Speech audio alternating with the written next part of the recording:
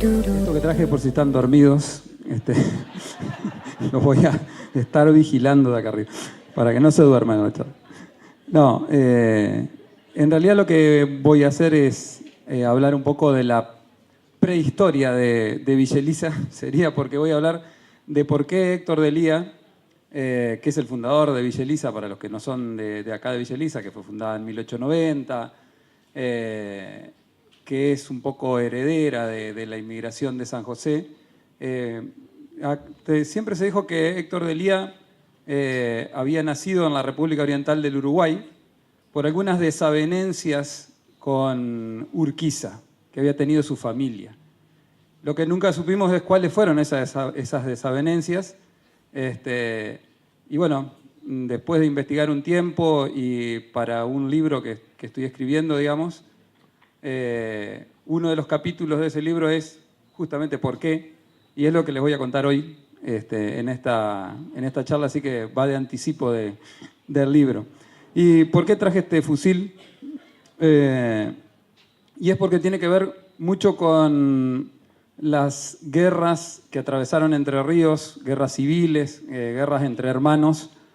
De nuestra historia de Entre Ríos siempre fue un lugar de paso, un lugar de paso donde muchos se sirvieron de lo que había en Entre Ríos para abastecer sus ejércitos, de la gente, como dijo recién nuestro amigo disertante, para ponerlo de carne de cañón, de los caballos, de las armas, de lo que había, digamos. Todas estas armas en realidad son bastante antiguas, la mayoría eran de la época de la colonia, son armas que se cargaban por adelante, ¿no? Con pólvora, acá con este aparatito que tiene acá.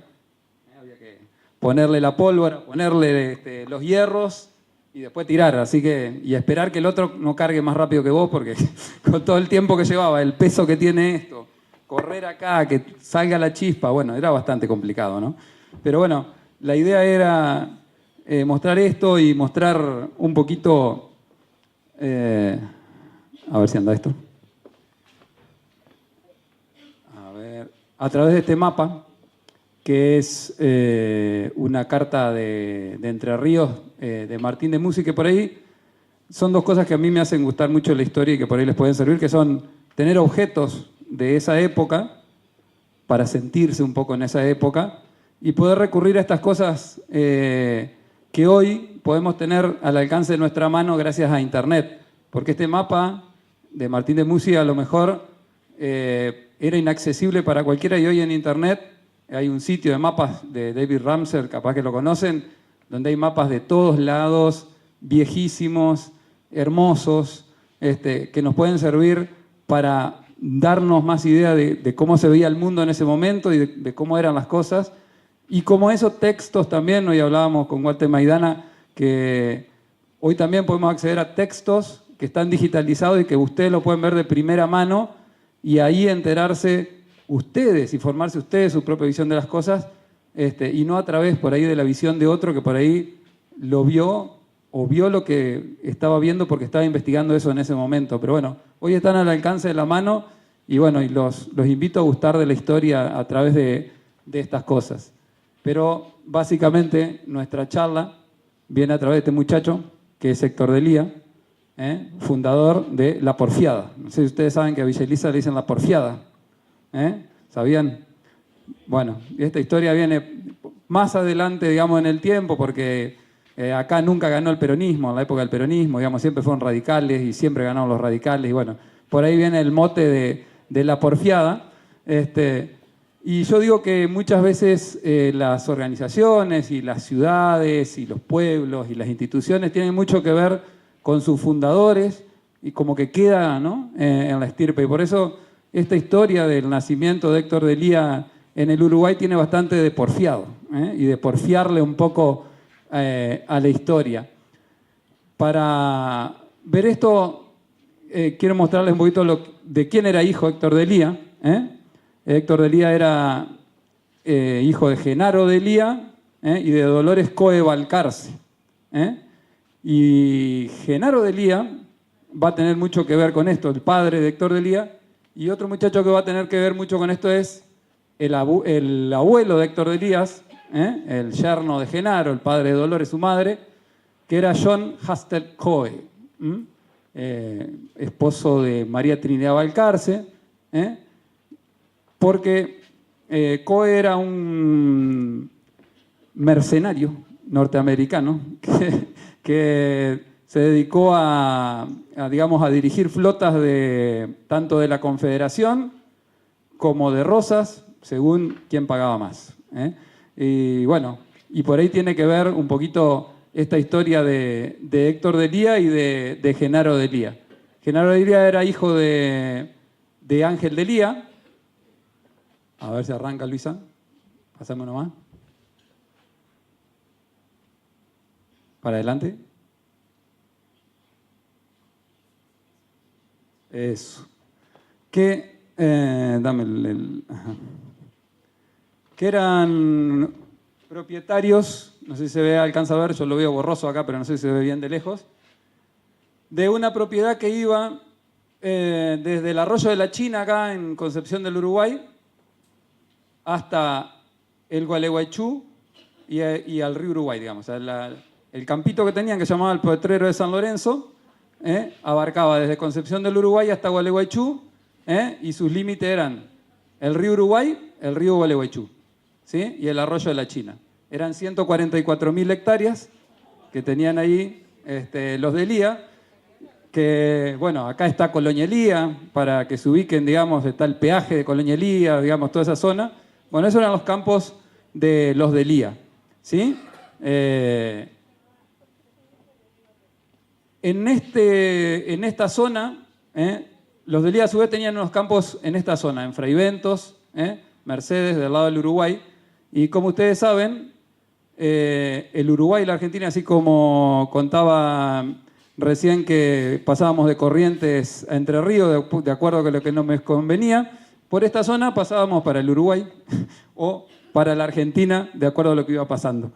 Y esta historia tiene un poco que ver con unitarios y federales.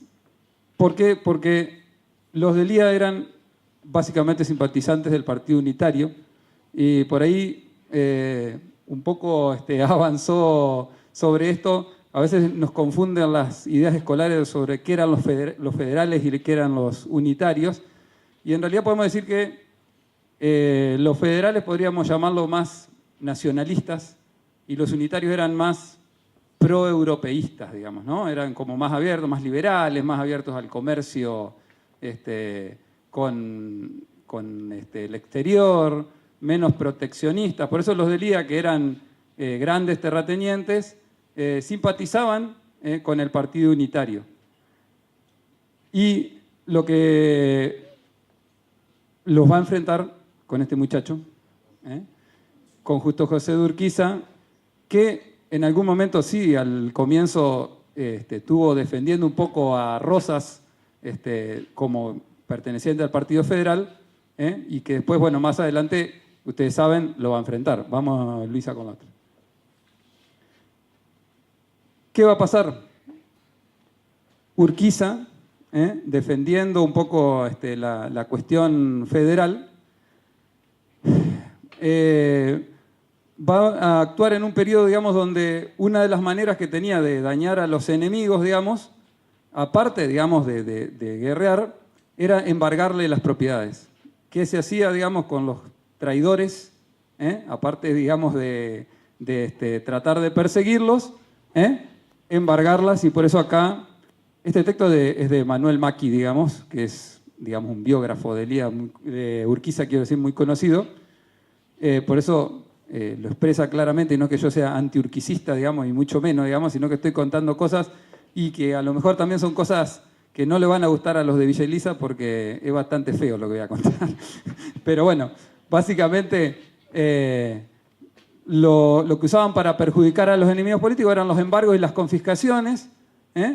Este decreto de 1838 de Chahue dice: quedan fuera de la ley los traidores Manuel Hornos, Nicanor Isaías y Máximo Elías, hermanos de Genaro, el padre de Héctor Elía, Máximo Vera, Juan Pino.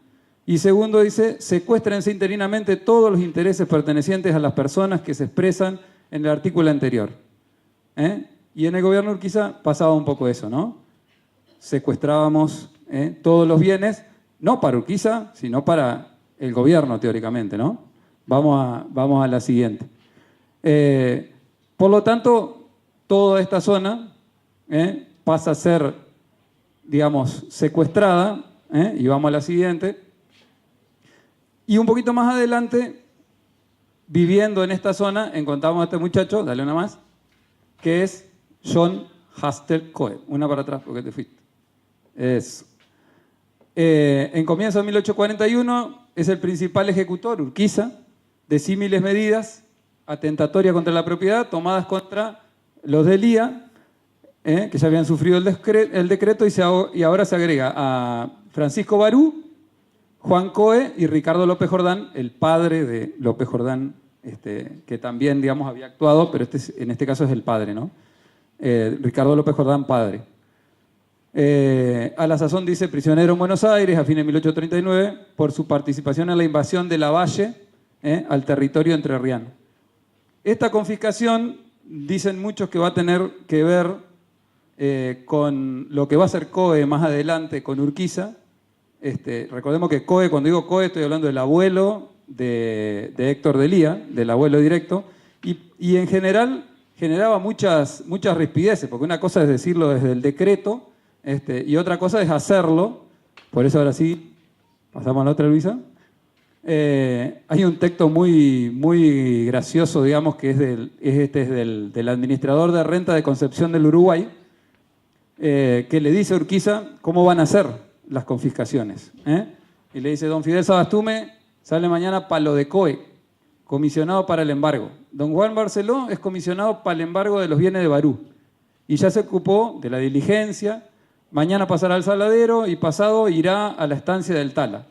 Don Juan José Bayolo está comisionado para la diligencia, según usted me lo ha indicado, del embargo de Máximo y Isaías Elía. Pero antes de ir a practicar, quiere pasar a verse con usted por si acaso quiere excusarse, le dice. Sería bueno embromarlo como capitán de pancistas y que acepte como los demás. Es decir, nadie quería ir a decirle, hola, a partir de ahora está embargado, todos tus bienes no tenés más, digamos.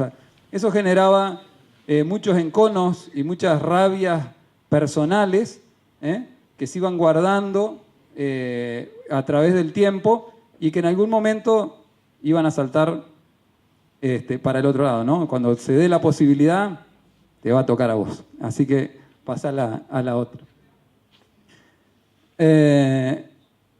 Urquiza, digamos, con todo esto fue forjando bastante su patrimonio, digamos, y en la década del 40, como dice, había agregado a la estancia de San José, que era el palacio, los establecimientos de San Pedro, Rincón de la ciudad, Ceiba, en los años 50, compró el potrero de San Lorenzo, Arroyo Urquiza, India Muerta, Arévalo, Palmar, Santa Lucía y Vicuí. En la década siguiente se adquirieron Calera de Barquín, Yeruás, Rincón de Mármol, Pospó, San Cipriano, Feliciano, Benítez, todas propiedades rurales que para 1872 se hallaban organizadas en 37 grandes establecimientos, muchos de los cuales, como San José, Concordia y San Cipriano, contenían en el interior más de 6 puestos cada uno.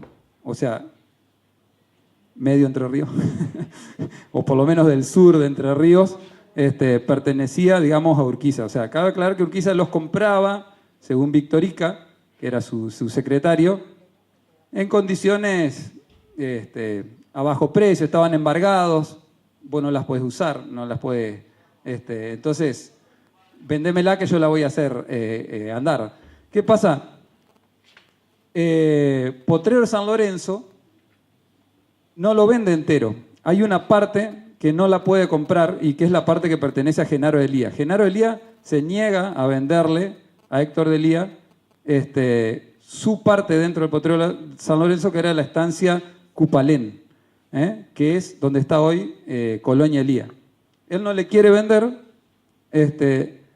y se agrega lo que va a pasar ahora, que va a hacer que Genaro tenga que volverse a al Uruguay, a sus propiedades que sí estaban acá. En 1852, después de la batalla de Caseros, dale una para atrás, Luis. Para atrás, tras. Otra más. Ahí estamos. Después de la batalla de Caseros, bueno, Rosas se va de Buenos Aires, vuelven varios exiliados, digamos, y estos exiliados, lo hago corto porque es una historia que todos conocen, una de las cosas que intentan hacer, se ponen en contra de Urquiza, bueno, como todos sabemos, y una de las cosas que hacen y que va a tener como protagonista a Genaro de Elía es organizar una expedición militar para invadir Entre Ríos, que es la misión de Madariaga y Hornos, que es la invasión que hacen por el río Uruguay, suben, ahora sí, suben por el río Uruguay, desembarcan en Gualeguaychú, toman Gualeguaychú y se dirigen por tierra y por agua a Concepción del Uruguay. El objetivo, para atrás. El objetivo era tomar el campamento de Calá, que está por acá, que ahora lo están restaurando también, que era el arsenal de Urquiza, digamos. O sea, como estaba todo más tranquilo, todos habían vuelto, porque todos los que eran militares, obviamente no eran militares de carrera, sino que tenían sus campos, entonces todos los soldados de Urquiza habían vuelto y dejaban las armas y todo eso, se guardaba en el campamento de Calá, que está del Palacio San José, a ver si lo ubico, acá en Rocamora, ahí está, incluso está señalado en el mapa. Entonces el objetivo de ellos era llegar al arsenal de Urquiza, tomar el arsenal y dejarlo a Urquiza sin municiones. ¿Qué pasa? En Concepción del Uruguay se arma una resistencia con viejos soldados de Urquiza y repelen el intento de invasión. Uno de los que va a actuar acá es López Jordán ahora hijo, que va a ser el parte de la batalla, digamos, donde expulsa a los invasores, digamos, a Entre Ríos. Pasamos ahora a la siguiente. ¿Y la otra? ¿Y la otra? Otra más. Y en ese parte de la batalla de la defensa de Concepción del Uruguay, lo cita a Genaro de Elía. Y dice, por noticias traídas de quienes le conocieron, se sabe que andaba entre aquella gente el traidor Genaro de Elía. Después de haber proporcionado caballos en el Campichuelo, Campichuelo es un puerto que está ahí cerca de Colonia Elía, alguno capaz que lo conoce, para que montase el mencionado escuadrón, y otro entrerriano que habiendo dejado sin municionar el Saladero Santa Cándia desapareció de allí en el acto de concluirse la pelea en la ciudad. Según los datos requeridos, se dirigieron a distritos de su pertenencia los individuos que aquel formaba. Es decir, Concepción del Uruguay, el arroyo de la China se ubica donde está, de Concepción, ahí nomás. Ahí empezaron los campos de los de Elía, por eso dice, huyeron a los campos de su propiedad. Imagínense que esta palabrita, traidor, es bastante fuerte para esa época y como les conté recién todo lo que implicaba. Así que imagínense que Genaro de Elía no le quedaba mucho por quedarse acá en Argentina. Así que lo que hace Genaro es volverse a Montevideo, es decir, al Uruguay. Pero lo que quiero rescatar acá es que no es cierto que Genaro estuviera en Concepción del Uruguay, sí es así que le había proporcionado caballos, que era algo que no podían transportar por los barcos, es decir, por los barcos podían traer las armas y todo, pero necesitaban caballos para trasladarse. Entonces alguien en algún lugar tenía que proporcionarle los caballos para poder andar por tierra, digamos, y bueno, y ese sí había sido Genaro de Elía. Como dice ahí, esto es el diario de uno de los barcos que venía del capitán Someliera, Concepción del Uruguay, y en ese diario lo que dice es que en aquel momento llegaban a mi bordo con procedencia de Fraiventos, en un botecito, don Francisco Saavedra, Manuel Muñoz y don Genaro de Elía, los que me informaron que el general Hornos había marchado, bueno, bla, bla, bla, bla, bla, bla, y que estaban desde el día anterior, ahí en Fraiventos, esperando a su hermana. Es decir, ya estaba Genaro en el Uruguay y no iba a volver por bastante tiempo, digamos, después de esto. Pero faltaba algo más, y un poquito más grave todavía. En Montevideo, donde se refugia Genaro, se iba a tramar una historia que tiene que ver con la historia argentina y que lo va a tener como protagonista justamente a John Coe, a Juan Coe, al abuelo de Héctor de Lía y a Genaro de Lía, digamos. ¿Qué pasa? En un momento estos anti-Rosas y anti-Urquiza que estaban en Buenos Aires son sitiados por Hilario Lagos, por tierra, y Coe, que en ese momento, o sea, había estado trabajando para Rosas y ahora estaba trabajando para Urquiza, como al mando de la flota de la Confederación, decide hacer un bloqueo por el Río de la Plata. Es decir, que no llegue nada a Buenos Aires. Urquiza manda a bloquear Buenos Aires y Buenos Aires está sitiada por tierra, por Hilario Lagos, y por mar, por Coe, con toda la flota de la Confederación. Buenos Aires no era más que esto, digamos, o sea, lo que se ve ahí, esto es una imagen de esa época. No nos imaginemos Buenos Aires lo que es Buenos Aires ahora. Por eso sitiada, los residentes extranjeros que estaban ahí se empiezan a preocupar y dicen, tenemos que hacer algo, porque ya llevaba varios meses y no se podía comerciar. Es decir, estaban al borde digamos, de rendirse, ¿no? Entonces, ¿qué dice? Bueno, uno que lo conocía, Coe, dice, este muchacho tiene muy mala reputación, por ahí si reunimos algún dinero, podemos hacer algo para que abandone el sitio, ¿no? Pasá la otra, sí. Una más. Coe estaba al mando de la flota que eran el vapor Correo, el vapor Merced, el vapor Constitución, el bergantín Goleta Maipú y el Lugre 11 de septiembre. Eran todos los barcos que tenía Urquiza.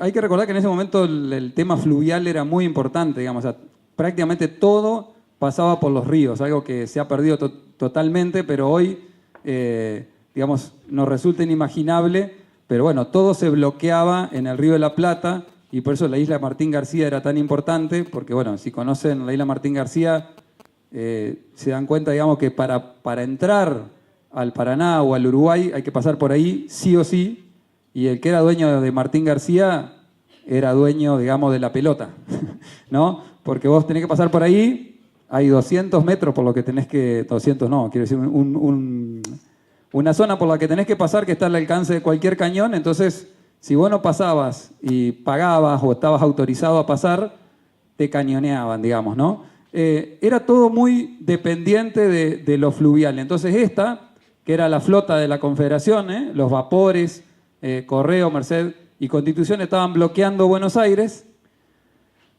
Vamos a la otra. Y los chicos estos deciden hacer, y les voy a leer porque hay un relato de cómo fue la traición de Coe, que es muy, muy impresionante. Sí, ya cierro con esto acá. Dice...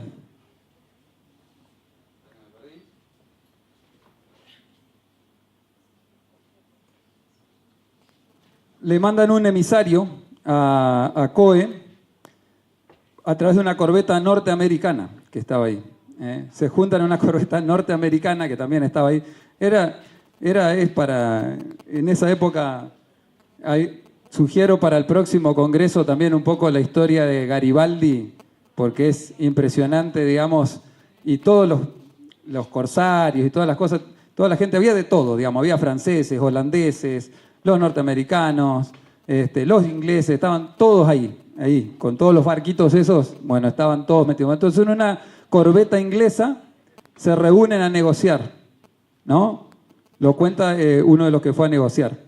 Dice, entonces bajó discretamente, sin ser visto. Llegaron a bordo, Coe saltó a bordo. Y el enviado de Buenos Aires le dice, Coe, vengo a pedirle que salve a este pueblo. Después de su triunfo, creo que puede usted hacer un gran servicio a la causa de la libertad del Río de la Plata. Coe se levantó y le exclamó alterado, de ningún modo he de transigir con los salvajes unitarios. La Francia, la Inglaterra, Brasil y los Estados Unidos están con nosotros y hemos de entrar a sangre y fuego y no estaré contento hasta que vea colgado del pañol de mi buque a todos los demagogos al servicio, que traicionaron los servicios del ilustre general vencedor de Caseros. Bueno, y el otro dice, no, bueno, sí, no vamos a entregarnos, imitaremos a Numancia, dice, todos hemos de perecer, le dice el de Buenos Aires. Y Coe se sienta y Billinghurst, que es el que iba a negociar, notando que Coe se había sentado, le dice, coronel, dice, supongamos que triunfen los de afuera con su ayuda poderosa y decisiva de su escuadra, ¿qué sucede? Le dan al coronel Coe unos 50.000 pesos moneda nacional y lo mandan a vegetar a la oscuridad, al contrario de lo que le dará el actual gobierno de Buenos Aires, que le daría en el acto unos 300.000 pesos fuertes, con los que podrá pasar su vejez tranquila, haciendo la felicidad de los suyos.